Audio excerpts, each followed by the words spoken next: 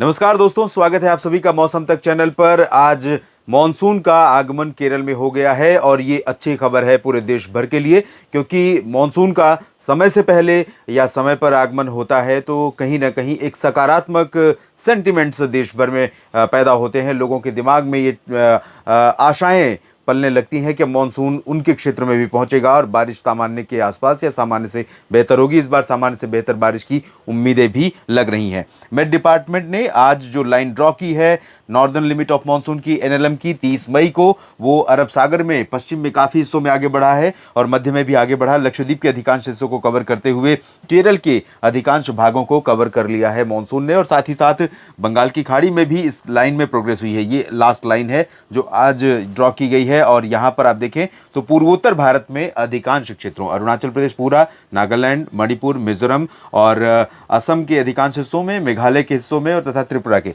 असम में लगभग सभी जगहों को पार कर गया है। और जिस तरह की परिस्थितियां दिख रही हैं उसके आधार पर अगले 3 दिनों में, 2 से 3 दिन में पूरा का पूरा ये जो मेघालय का क्षेत्र बचा हुआ है, साथ ही उप हिमालय, पश्चिम बंगाल और सिक्किम का रीजन, इसको कवर कर जाएगा। बंगाल की खाड़ी में, मध्य भागों में, उत्तरी भागों में, इन सभी क्षेत्रों में कब आगे बढ़ेगा, प्रोग्रेस करेगा तो इधर भी उम्मीदें बढ़ेंगी। और साथ में कर्नाटक में भी जल्दी मानसून के आगमन की संभावनाएं दिख रही हैं। परिस्थितियां इस तरह से अरब सागर में हवा की, समुद्र की सतह के तापमान की या समुद्र से आने वाली सी ब्रीज की और बारिश की, बादलों की, ये सब बन रही हैं। और यहाँ पर मैं मानसून का क्राइटेरिया क्या है, मानसून आता है तो अनाउंसमेंट करने के पीछे क्या कारण होते हैं, कैसे मेट डिपार्टमेंट अनाउंस करता है, उसकी बात कर लेते हैं। 30 मई को यानी 2024 में मानसून का आगमन 30 मई के दिन सामान्य समय से 2 दिन पहले 1 जून को आता है, तो 31 मई को अनुमान था। और आपको ध्यान होगा कि मैं काफ़ी समय पहले से कह रहा था कि साइक्लोन के तेज़ी से आगे निकलने के बाद संभावना ये भी है कि 30 मई को भी आ सकता है, लेकिन बीच में थोड़ा सा इस चीज़ को लेकर के डामाडोल की स्थिति थी कि 30, 31, 1, तो इसके बीच में परिस्थितियां अनुकूल बनी और 30 मई को आखिरकार मानसून का आगमन हुआ। और इसके बाद केरल में कैसे मानसून की आगमन की घोषणा होती है इसकी बात अब कर लेते हैं।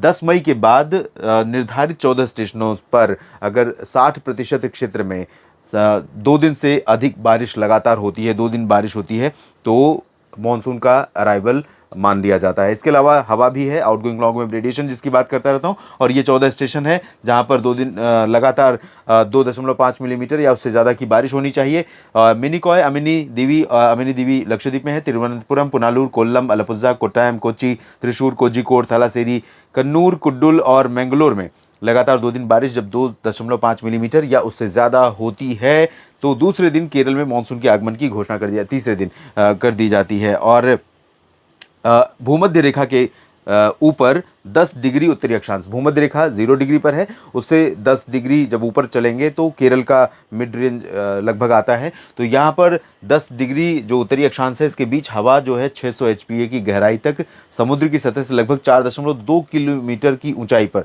चलती रहे, पश्चिम से आती रहे, और हवा की गति लगभग 40 किलोमीटर प्रति घंटा होनी चाहिए। तो ये दूसरा पैरामीटर है जिसकी वजह से मानसून के आने की घोषणा की जाती है। और इम्पॉर्टेंट एक चीज़ ये भी है आउटगोइंग लॉन्ग वेव रेडिएशन जिसकी बात अक्सर मैं करता हूँ, और ये है कि धरती पर जो दिन की गर्मी है, दिन की तपिश है, वो वापस लौटती कैसे, दिन में ही वापस लौटती कैसे है, शाम को या रात को कैसे वापस लौटती है। तो अब देखिए ये सामान्य समय में है, ऊपर से जो इनकमिंग सोलर रेडिएशन है ये इस तरह से आ रही है और वापस भी जा रही है। यहाँ थोड़े बड़े बादल हैं लेकिन वो रोक नहीं पा रहे हैं, ये बादल जो हैं वहीं से वापस लौट जा रही है, बादल नहीं है उनके बगल से आ रही है नीचे, और नीचे से आने के बाद यहाँ से वापस भी लौट रही है।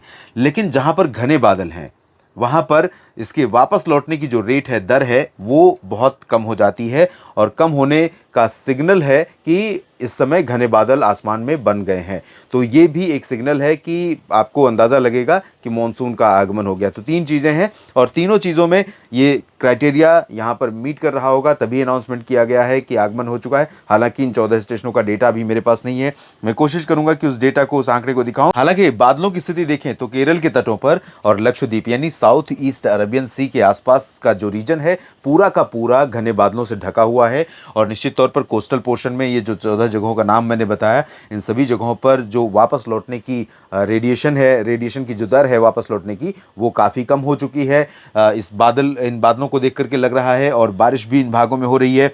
हवाओं की दिशा भी इंडिकेट कर रही है कि 10 डिग्री उत्तरी अक्षांश के आसपास यहाँ पर हवा जो है वो पश्चिमी दिशा से और काफ़ी तेज़ गति से यहाँ पर चल रही है।